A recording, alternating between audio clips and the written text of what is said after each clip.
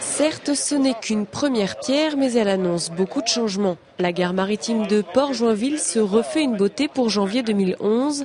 Le cabinet d'architectes AIA, en charge du dossier, a développé le projet sur plusieurs axes. Un premier qui était donc de régler un problème de différenciation de flux entre des flux logistiques et des flux passagers. Donc une première complexité. Le deuxième axe, c'était effectivement de réaliser l'accès aux personnes à mobilité réduite qui aujourd'hui n'étaient pas réalisé dans la gare existante.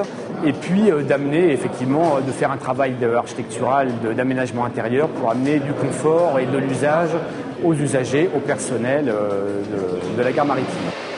Coût des travaux 3 millions d'euros hors taxe, mais il ne s'agit pas de tout raser, bien au contraire. À l'extérieur, l'espace en lien avec l'espace public va être repensé. À l'intérieur, il s'agit de réaménager l'enceinte de la gare pour plus de confort. Des guichets nettement plus accueillants, avec plus de couleurs, une salle d'attente complètement réhabilitée, avec des sanitaires également adaptés aux personnes handicapées, aux personnes âgées, aux jeunes.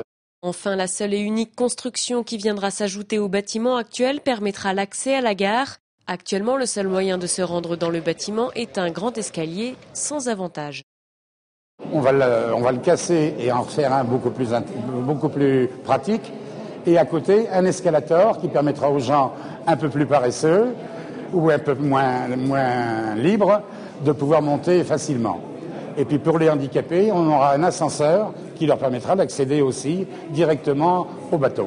Modernité, confort et accessibilité, voilà ce que devrait incarner la nouvelle gare maritime de l'Île-Dieu en 2011. Celle-ci devrait d'ailleurs faire partie d'une des plus belles d'Europe.